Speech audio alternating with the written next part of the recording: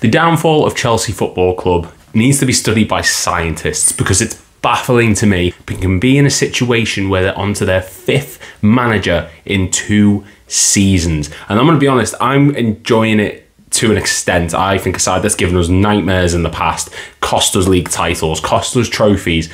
It's enjoyable for me to watch it, but from a purely competitive standpoint of the Premier League, what's happening at Chelsea is a disgrace to football. Chelsea's decline from a title contending side, or a side that wins titles, to competing for Europa League football when you've had so much money to spend, so many players come through the door.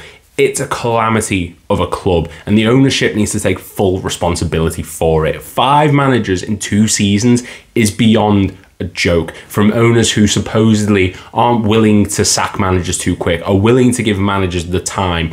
You know, going through them, you got rid of Thomas Tuchel because of personality clashes. He couldn't get on with the ownership, clearly for good reason now. You've then gone on to your 2nd manager, Graham Potter, a long-term successor who, let's be honest, he was out of his depth from day one. It was quite funny to watch. You've then got Frank Lampard back who, again, let's be honest, he was just there to please the fans. Look, here's our shiny club legend, bring him in, see how he gets on, it'll be fine, the fans will love us again. And then you bring in Mauricio Pochettino, a manager who is well-versed in teaching young players his style of football, developing these talented players from young prospects into fantastic players who some of them go on to be world beaters, like Harry Kane, Heung-min Son, Toby Alderweireld, Jan Vertonghen, all these talented players. You give him 1 season, and just as things start to go well, he's out the door quicker than he came in. And it's a disgrace by the club's owners that this is the position that they find themselves in. I'm by no means a Chelsea fan. I just think it's a disgrace that a manager who has managed to get something out of this group of players who is too big for the dressing room, some players who just, the club is too big for them. And he managed to make something from it. He managed to make chicken salad out of chicken shit, let's be honest. And he's done a fantastic job towards the end of the season. So why has it happened? Well, we go back earlier on in the season and Chelsea weren't having the best time, let's be honest. Defeats to the likes of West Ham were there, Manchester United were there, Aston Villa, Nottingham Forest at home, at Stamford Bridge, by the way, a ground that they went years unbeaten for under the likes of Jose Mourinho, to then being in a cup final. 2024, their form, they're the 4th best in the league. They've lost a couple games here and there, most notably the 5-0 to Arsenal. They also lost the League Cup final against Liverpool's kids, or Klopp's kids as they were at the time. So there's understandable reason to get rid of him there.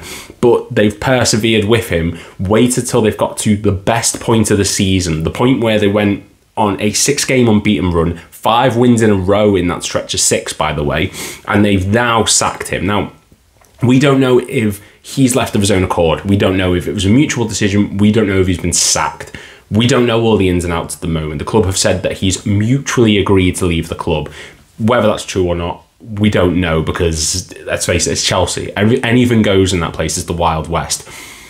But it's a scary situation for Chelsea fans to be in, where the owners are going back on words they said. We want long-term managers. That's up the wall. We want to bring in people who are going to bring in immediate success. You sacked Thomas Tuchel, who just the summer before had won you the Champions League, and you got rid of him so early doors the following season. Things weren't going great. The 3-0 to Leeds was a big stamp in the nail in the coffin.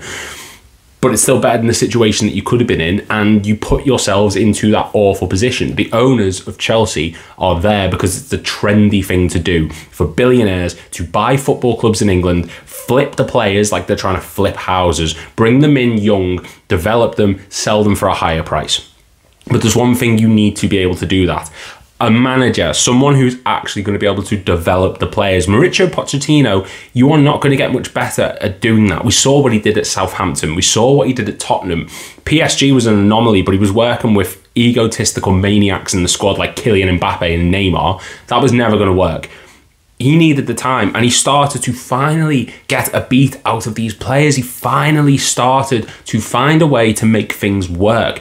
So why was he sacked? You can't say it's the style of play, because they were scoring goals for fun at points, let's be honest. You can't say it's the bad results, because 2024, bar the Arsenal game, the results have been solid. There's been a couple losses here and there. The Liverpool one earlier on in the year was a big one. Arsenal, as I've mentioned, but they're still getting victories. They drew against Aston Villa 6 games ago, and from then on they've beat every side they faced. He took time to get there, but isn't that the point of a long-term manager? You're there to develop these players, to get some sort of rhythm out of them, to get them playing your way. It takes time for the pieces to gel together. So how can you justify getting to this point where things have finally clicked and then sack him? Some of those players are going to be on to their 3rd, 4th. This is Enzo Fernandez's 5th manager in 2 seasons. You know, I've said that stat a few times already, but for one player who's come into this club expecting stability, expecting to know what his role is going to be, 5 different managers, all with 5 different styles of play, different tactical setups, is a nightmare for any player. No one is going to be able to perform to the level that is expected of them. Players like Caicedo, Mudryk, Badiashile, Nkunku, all these young talents who just are going to be wasted because they don't know any. They're learning from one manager who's getting the boot as soon as things start to go wrong. For a new manager to come in, get told it's a long-term project, and by the time he gets anywhere, he's gone. So who do they turn to? Who's the new man to come through the door at Chelsea Football Club? Because Pochettino at the time was probably the best option they were going to get. We've seen how dry the manager well is. Liverpool got lucky, I think, signing on Slot when we did. It's not going to be Xabi Alonso to Chelsea. He's staying at Leverkusen. Amarim's a possibility, but he has pretty much confirmed that he's going to stay at Sporting Lisbon. Nagelsmann's staying at Germany. Tuchel won't go back to Chelsea, given all the situation that's gone on there. So who do they go for? Who are the managers that they could be linked with? There's no one really of merit. They can't sack Pochettino, who they invested this long-term vision in, and look to bring in another long-term manager, someone who's going to develop players and make the club into a powerhouse again, because they don't get given the time. Chelsea's new ownership, it's been a couple of years now, are just as trigger happy as the old regime was. They might be a little bit more patient because, let's face it, Pochettino would have been gone long ago in the Roman Abramovich era. But one season, when you finally have a manager who looks capable, who looks solid, he wasn't the best. 6th place for Chelsea is not brilliant. So what they've developed, they've got better, they've reached the cup final, they've done well in certain competitions. Why are you not building on that? Because anyone you bring in now is starting from scratch, and a lot of these players aren't going to be wanted. So are you now going to spend more money bringing in talented players? The players you've had under Pochettino, the players you brought in years ago, haven't developed further than where they were. You're not recouping all your money back unless Saudi comes in for them. No one can honestly say that Nicholas Jackson has exceeded his expectations. They're not going to recoup a lot of the money made for him. He was a cheap one, but it was, just an example. Enzo Fernandez is not £100 million. Caicedo is not £100 million. Mudryk is not £80 million.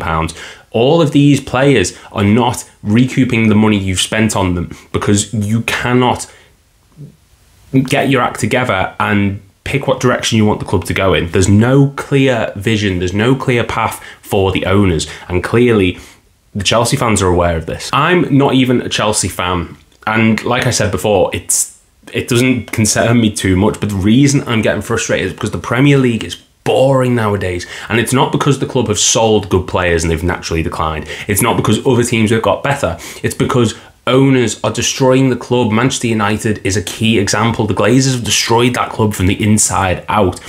Chelsea is another one. Business tycoon owner Todd Boehly comes in, splashes cash, he ruins the club.